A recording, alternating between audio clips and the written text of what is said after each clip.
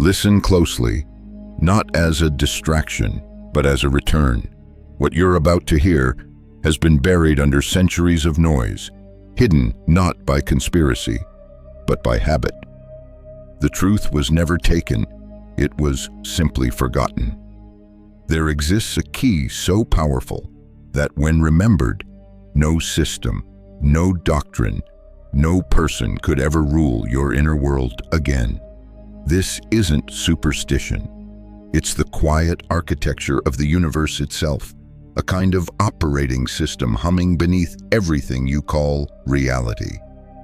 The ancients tried to speak of it. They carved symbols, whispered metaphors, veiled it in myth. Even Thoth, the enigmatic sage of old Egypt, hinted at it but never spoke its name.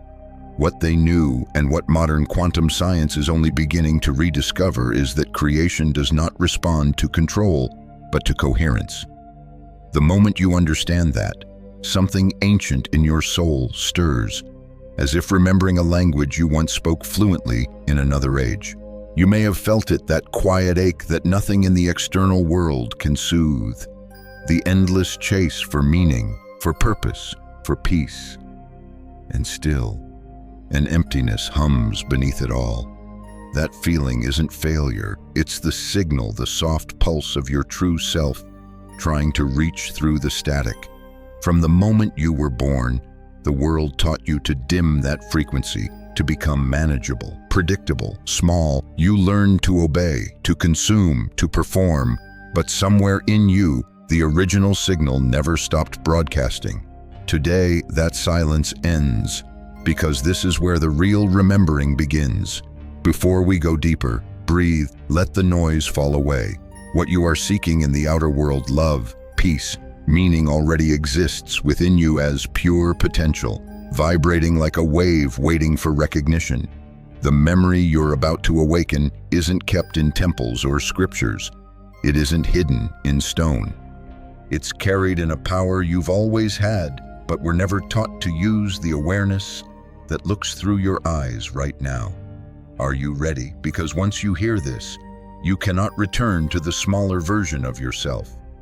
That awareness, the one you just felt moving quietly beneath, thought it isn't new, it's ancient. It belonged to you long before you ever opened your eyes in this world. Yet when the soul crossed that unseen threshold into flesh, something breathtaking occurred. The light scattered, unity fragmented into individuality, and the vast hum of consciousness broke into billions of smaller notes. In that dispersion, you began to forget. Every culture tried to name this forgetting.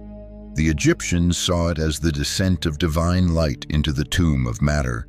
In India, it was Maya, the shimmering veil that makes the infinite appear finite. In Greece, the initiates of the Orphic mysteries spoke of drinking from the river Lethe before birth, losing all memory of their origin. Different languages, same phenomenon, a moment of energetic decoherence, when consciousness slows its vibration to become experience itself. In the unified field, everything is one pattern, seamless, radiant, whole, but when that field collapses into form, it forgets its own vastness so that it can know itself from a new angle. The universe begins to observe itself through your eyes. The risk, of course, is mistaking the mask for the face. You were never meant to stay asleep in matter, only to explore it until the dream began to tremble with recognition. Birth, then, was never the beginning. It was the great forgetting. Awakening is the return. It isn't about discovering something new, but remembering something older than time. The sages of every age pointed to that moment when identity softens, and you realize that what you called me is only a temporary shape of the eternal field. Thoth hinted that the body was not the prison, the thought I am, only this body was.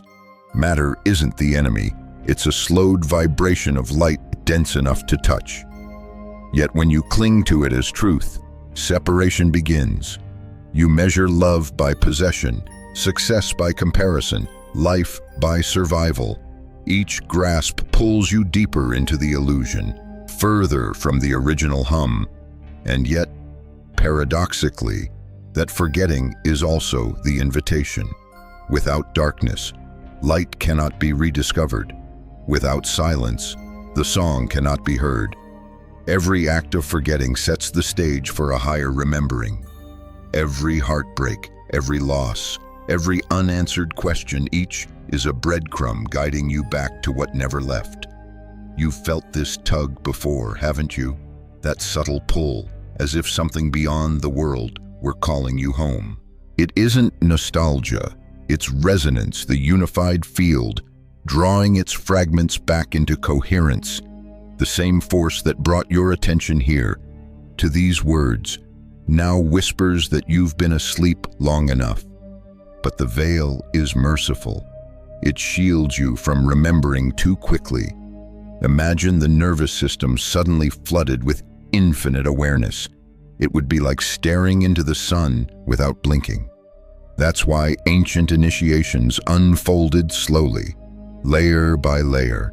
First silence, then stillness, then surrender. So lift the veil gently. Don't fight the illusion, observe it. Watch the small self, the name, the history, the opinions, and notice how each flickers when you rest in the awareness behind it. That awareness does not change. It has never aged, never been wounded, never been lost. It is what the ancients called the spark, the divine remainder that survives every death and every life.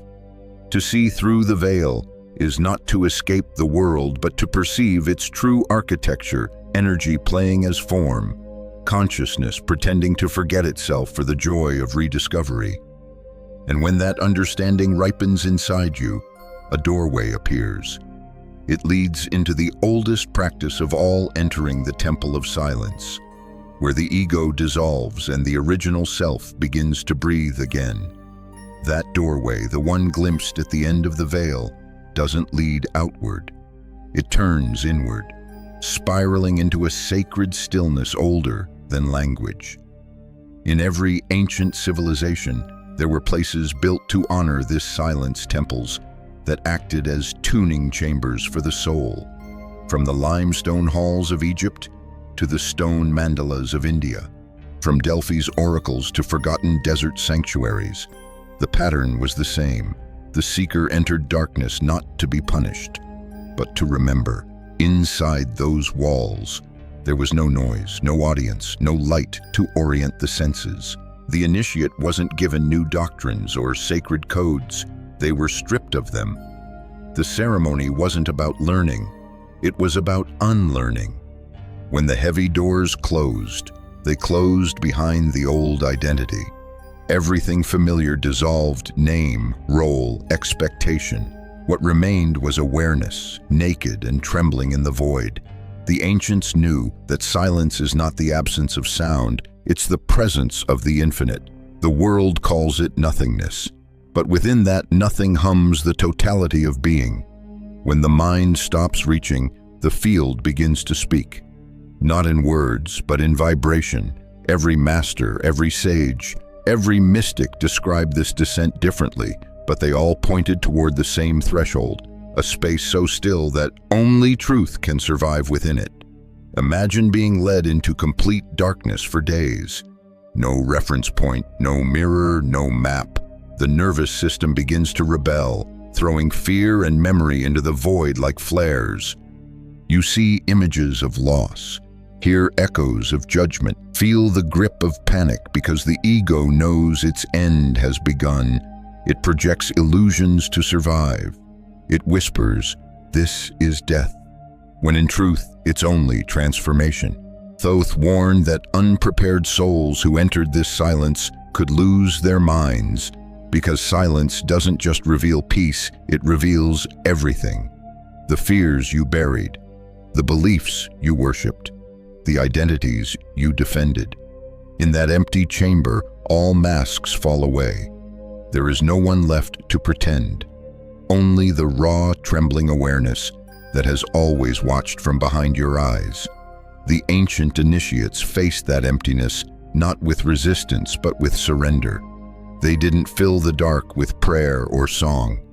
They listened. And from that listening, something miraculous happened. The noise of the mind began to slow.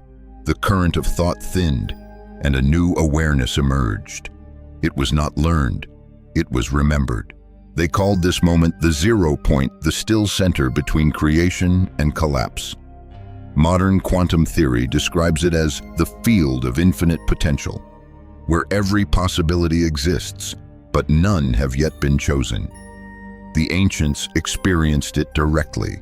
They became witnesses to the quiet before form, where the soul sees its own reflection in the vastness.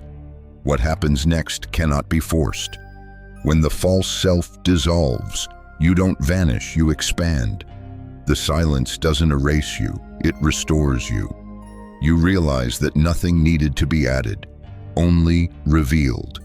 Every truth you were searching for was already humming beneath the noise, waiting for the moment you became still enough to hear it.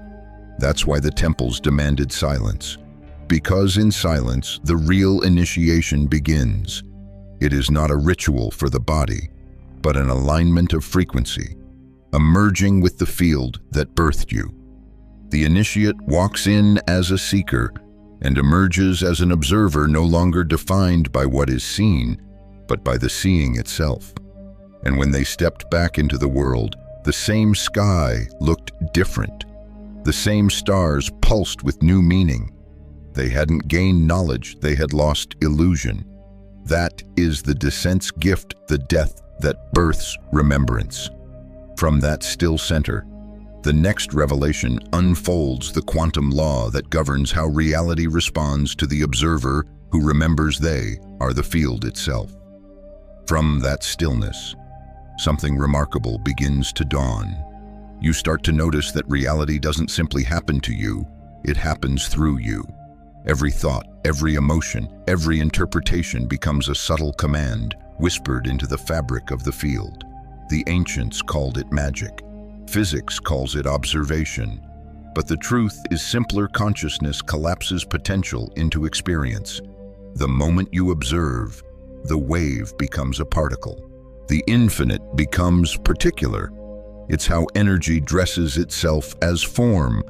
But here lies the paradox that traps nearly every seeker. The observer begins to believe the story they've created, looping endlessly inside their own reflection. The same thought patterns build the same emotional weather, which magnetizes the same events, confirming the same identity. That repeating cycle is what Thoth called the lie of the self. In modern language, it's the observer loop. Most people never see it because it feels so personal. The mind insists, "This is who I am," when it's only describing the echo of an old program. You were trained to think a certain way about love, worth, and possibility. Each belief became a boundary, each thought a probability wave collapsing into the same limited timeline. Every day, the same thoughts recreate the same self. The loop is elegant, self-sustaining, and nearly invisible until you question it. The moment you ask, "Is this thought really mine?" the circuit flickers. A crack forms in the wall of the illusion. You realize that so much of what lives in your head never originated from you at all. It was inherited from family, culture, history, fear. The program was written long before you arrived. But now, as awareness awakens, you have the power to rewrite it. Breaking the loop isn't about force, it's about recognition. When a limiting thought arises, "I'm not ready, I'll never change. This always happens to me," don't argue with it. Observe it, let it speak, and then look at the silence that hears it. That silence is who you truly are. The thought will dissolve on its own because the field can't sustain incoherence when it's being seen without judgment. Each time you refuse to believe an old thought, you liberate energy. Each moment of non-reaction reclaims a fragment of your power. The ego will resist. It was built to defend the loop. It will warn you that this freedom is dangerous, that the unknown will swallow you. But the unknown is the field, its home. Every fear the mind projects is a boundary meant to keep you within the simulation of familiarity. When you finally stop fighting your thoughts, something astonishing happens. You begin to watch them like clouds. They come and go, but you no longer chase them. Awareness remains clear, and the field responds to that clarity like a mirror. Instead of reflecting confusion, it reflects coherence. This is the first real act of creation. You are not escaping reality, you are tuning it. Every observation becomes a choice of frequency. The question is no longer, why is this happening to me? But what vibration am I observing from? The more conscious you become, the more the world reshapes itself to match your inner geometry. This is what Thoth hinted at. To master the self is to master the field, not by domination, but by alignment. When the observer knows itself as the source, the loop collapses into stillness, the 0 point of pure potential. From that stillness, a new pattern can be born. And as the loop breaks, a deeper instrument begins to awaken, a sense you've always had but forgot how to use. It doesn't think, it feels. It doesn't measure, it knows. The ancients called it the single eye. Today, we might call it your quantum sensor. It is the bridge between awareness and manifestation, between silence and creation. And that is where the next revelation begins, how to awaken this forgotten sense and tune it to the frequencies of truth. From the quiet space beyond the loop, a new perception begins to open, subtle, wordless, electric. It doesn't come through thought, but through direct knowing. The ancients called it the eye that sees without eyes. You could think of it as a dormant sense, an inner instrument designed to feel resonance long before the mind can translate it. Your quantum sensor, you've experienced flickers of it, that instant when you walk into a room and the air feels heavy before anyone speaks, when you meet someone smiling, but your body whispers, something's off, or when a sudden calm settles over you in the middle of chaos, as if the universe itself exhaled through your lungs. That's not imagination, it's reception. Your consciousness is reading the field directly. This sensor isn't mystical, it's biological and luminous all at once. Every cell in your body is an antenna tuned to energy. The heart emits a magnetic field that expands several feet beyond your skin. The brain hums with waves that shift depending on attention. When coherence flows between heart, mind, and breath, perception expands beyond the five senses into something far more precise, the direct translation of frequency into understanding. But here's the tragedy from childhood. You were taught to doubt it. Society worships logic and calls intuition superstition. We were trained to trust only what can be measured. Even though measurement is simply observation frozen in time, the sensor didn't die, it went dormant beneath the noise of reasoning. Yet the field never stopped speaking. It's been waiting for you to listen again, to awaken it. You don't need incense or ceremony. You need silence, not absence of sound, but the pause between thoughts. That's where signal clarity lives. Try this, close your eyes for 10 seconds. Stop labeling. Don't chase a vision or idea. Just feel. Somewhere beneath the static, a subtle hum appears, a pulse that doesn't belong to your heartbeat, but to everything around you. That hum is the 0 point field vibrating through your awareness. The more you attune to it, the more the world reveals its hidden order. Answers stop arriving as thoughts and begin arriving as knowing. You don't analyze them, you recognize them. They emerge whole like light breaking through fog. The awakening of this sensor changes everything. You stop reacting to life and begin responding to energy. You sense when words are empty and when silence holds truth. You notice how certain music lifts your frequency while some conversations drain it. Awareness becomes navigation. You move through reality by resonance, not logic, and with every moment of alignment, coherence strengthens. The heart and the field start speaking the same language again. Your body becomes an instrument of truth, vibrating in sympathetic harmony with the intelligence that made the stars. This is what the mystics meant when they spoke of the Word made flesh, not a sentence, but a frequency embodied. The quantum sensor doesn't make you special. It reminds you that you were never separate. When you tune into it, you're not escaping the human world. You're refining your perception of it. You start to see patterns inside chaos, guidance inside coincidence. The field begins to mirror your calm instead of your confusion. And from that clear perception arises an even deeper discovery, the recognition of a singular tone within all the tones, a personal vibration that has followed you across lifetimes. It is the quiet song of your essence, the signal that never stopped humming even when you forgot to listen. This is your soul's frequency, your quantum signature. And when you learn to feel it again, everything, every choice, every chance, every moment begins to align around that central note. That central note, the one pulsing just beneath your thoughts, is older than language. It is not a sound you can hear, but a resonance you can feel.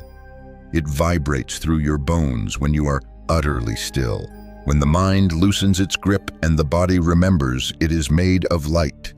This, the ancients said, was the true name of the soul not spoken but felt. We might call it your quantum signature. Every being has one, a unique pattern in the infinite field. It's like a cosmic fingerprint, a specific arrangement of light and intention that identifies you across lifetimes and worlds. You've already felt it, though you may not have known what it was, that sudden moment of peace in the middle of chaos. The quiet certainty that needs no reason, the intuitive pull that guides you without proof. That's your original frequency, trying to hum louder than the noise. When you begin to tune to it, something profound happens. The emptiness you once feared no longer feels hollow. It feels full, a living silence, a homecoming. You realize that the ache you called loneliness was only the distance between you and your own vibration. The universe was never withholding peace. You were simply out of tune. But this rediscovery is not without consequence. When the light comes on, it reveals everything hidden in its glow. The hurts, the fears, the buried memories, they begin to surface. Not to punish you, but to reintegrate. Coherence demands honesty. A higher frequency can't carry distortion. So as your soul vibrates truer, everything false begins to tremble loose. Don't run from that trembling. It's the sound of alignment. The field is clearing static. Old emotional debris, shame, anger, guilt rise like bubbles to the surface. Let them burst. Each release is an act of purification, a calibration of your signal back to truth.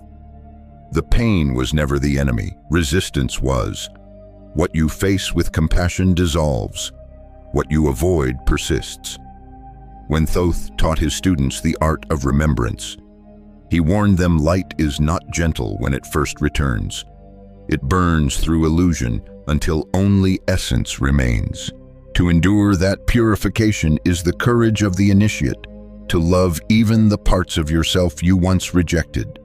Because coherence doesn't mean perfection, it means nothing left unloved. In this way, remembering your frequency becomes an act of radical acceptance. You no longer fix yourself, you feel yourself. You stop trying to become light and realize you already are. Awareness doesn't erase the shadow, it integrates it. The soul's true light is whole, including what was once hidden. You might notice reality shifting subtly around you. People who match your old vibration drift away. New synchronicities appear, pulling you toward coherence. The universe adjusts like a great instrument, tuning itself to your tone. Not because you demanded it, but because resonance cannot lie. The outer always mirrors the inner. As you continue to attune to this signature, you start hearing it in others too. The hum beneath their words, the truth beneath their masks. Compassion awakens effortlessly because you recognize the same frequency hiding under their noise. Separation begins to fade. You remember that every soul is an echo of the same original chord, expressing itself through countless forms, and from this recognition, a new phase begins the work of purification, not as punishment, but as liberation. For once your frequency begins to rise, every unhealed fragment within you asks to be brought back into harmony. The next step, then, is to face those shadows with love so complete that even pain dissolves into light. When your true frequency starts to hum louder, the field answers with a mirror. Every fragment of yourself that isn't vibrating in coherence begins to surface, asking to be seen. This is the purification, not punishment, but integration. Think of it as a river returning to its source, carrying with it all the debris it's picked up along the way. The water was never dirty, it just forgot how to flow. The ancients called this stage the cleansing of the soul. Modern mystics might describe it as shadow work or emotional alchemy. Whatever name you give it, the process is the same. You face what you once fled, and through love, you dissolve it. Because energy can't be destroyed, it can only transform. The fear you hide becomes the doorway to courage. The pain you resist becomes the portal to compassion. Thoth taught that the ego, sensing its end, will fight hardest here. It will throw fear, confusion, even spiritual pride into your path. It will say, "This is too much. You'll lose yourself." But that's only projection, the voice of the temporary self, trying to stay relevant. You aren't losing yourself. You're losing the distortion that made you forget. When you stop running from pain, you discover it was never pain itself that hurt. It was your resistance. Every wound contains a gift, every memory a message. Sit with them, not to analyze, but to listen. The moment you stop judging the hurt, it begins to soften. The energy that once bound you starts to move again, freed by the current of awareness. Imagine standing in a storm of emotion, guilt, shame, grief, and instead of shielding yourself, you open your arms. You breathe through it. You say, "Yes, this too is me." Something miraculous happens. Then what felt like darkness transforms into light. Because darkness isn't an opposite of light. It's light unrecognized. Purification is not a single act, but a rhythm, a breathing of the soul. You inhale the forgotten parts. Exhale acceptance. Slowly, the river clears. The rocks that once blocked its path become stepping stones. You start to see that healing isn't about erasing pain, but remembering that even pain was part of the plan, an echo guiding you home. As the purification deepens, the outer world begins to respond. You'll notice old conflicts dissolving, relationships shifting, coincidences multiplying. The universe mirrors your inner clarity. Chaos fades because chaos cannot stick to coherence. You don't have to fix everything. Your frequency does it for you too. Still, this stage can feel disorienting. Memories you thought were gone resurface. Sensations arise in the body as trapped energy releases. Be gentle. The body is rewriting itself around a higher vibration. Drink water, move, breathe deeply. You're not breaking down, you're recalibrating. Thoth's initiates would spend weeks in isolation after illumination, not to withdraw from the world, but to let their nervous systems adapt to the new current. The light they carried wasn't symbolic. It was literal, bioelectric, radiant. You carry that same charge now. Every time you meet an old fear with love, you strengthen the current until it flows effortlessly. When purification ripens, silence returns not as emptiness, but as fullness. You feel whole, not because you've become perfect, but because nothing inside you is excluded anymore. The river flows unobstructed. Awareness becomes gentle again. And from that gentleness emerges the next revelation, living as the conscious observer. Not apart from life, but within it, watching without attachment, loving without condition, acting from the still point that remains unmoved, no matter how loud the storm becomes. When the storm quiets, what remains is astonishingly simple awareness itself, not the awareness that strains to understand, but the one that simply is. The conscious observer doesn't retreat from life. It stands in the center of it, calm as the eye of a hurricane.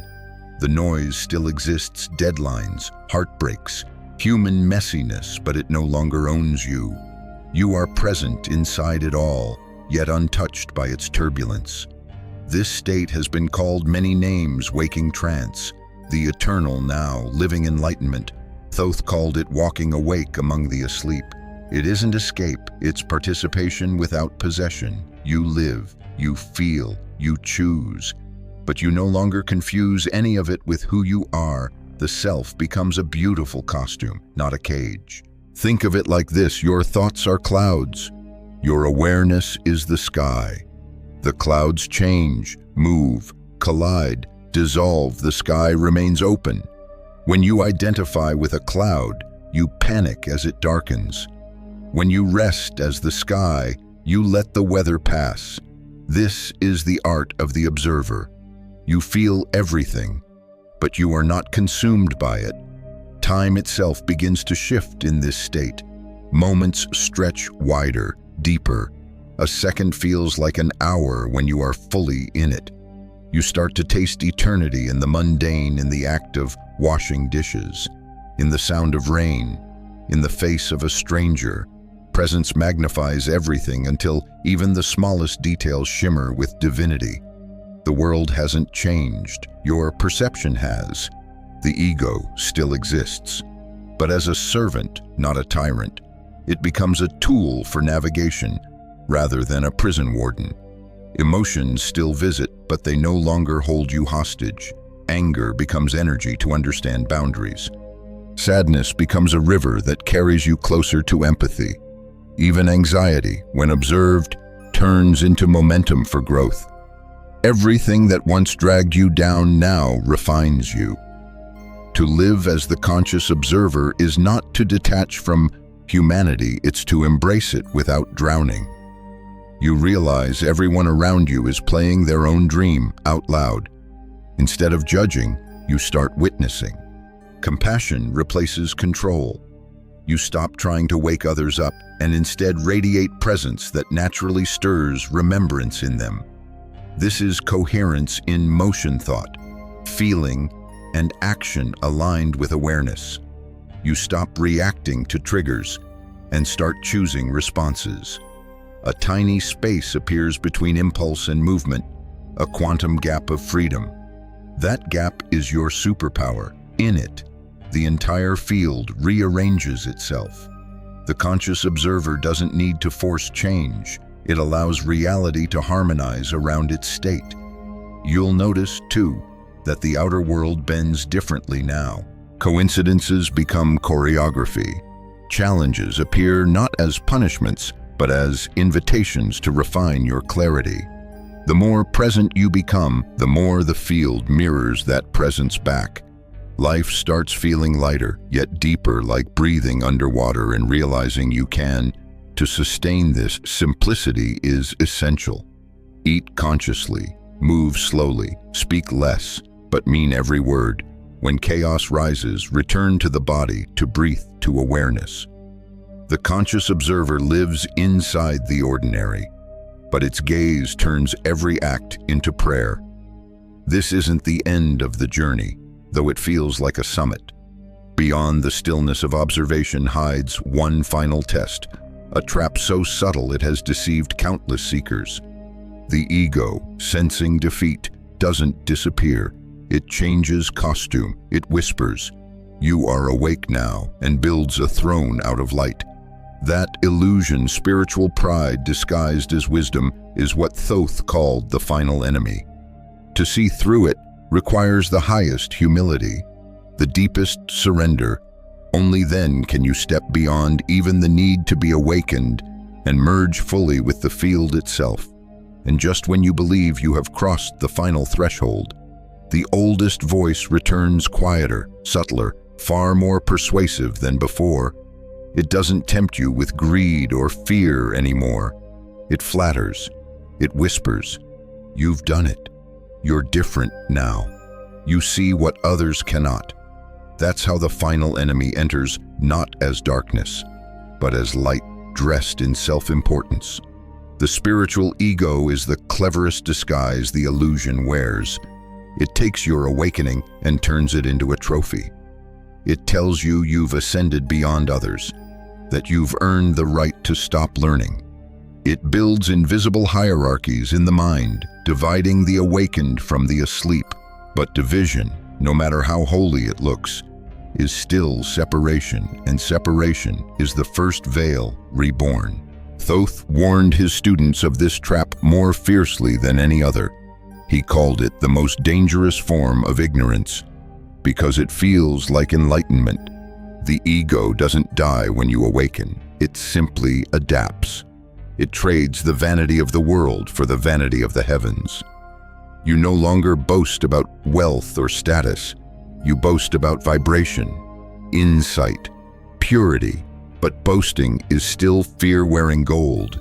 The spiritual mask tells you that humility is weakness, that silence means invisibility, that compassion for the unawakened will slow you down. Yet real awakening slows for no one because it has nowhere to go. It expands naturally, touching everything equally. The moment you think you stand above another soul, you've stepped out of coherence and back into comparison. How do you recognize this mask within yourself? Notice your reactions when someone challenges your beliefs. Do you defend truth or your identity as the one who knows truth? Real wisdom doesn't argue, it listens. It doesn't convert, it embodies. The conscious observer doesn't need validation because its authority comes from alignment, not agreement. The final enemy thrives in subtlety. It can quote sacred texts and perform humility perfectly while secretly hungering for recognition. It smiles while separating. It praises unity while building walls of language like higher and lower, chosen and lost. These words may comfort the ego, but they fragment the field. The antidote is not self-condemnation, but self-honesty, the willingness to see even pride as a child of fear asking for love. True humility isn't shrinking, it's transparency. It's the state of being so clear that light passes through you without distortion. When nothing is claimed, everything can shine through. To dissolve this last illusion, you must love the ego itself. It was never your enemy, only your teacher. It built the walls so you could learn to open them. It shouted so you could learn to listen. Even its pride carried a longing to be seen, to belong, to matter. When you love that longing instead of suppressing it, it finally rests. The mask drops, not through defeat, but through relief. In that moment of surrender, a deeper peace arrives, not the ecstatic surge of revelation, but a steady, quiet awareness that expects nothing. You realize awakening was never about becoming higher. It was about becoming real.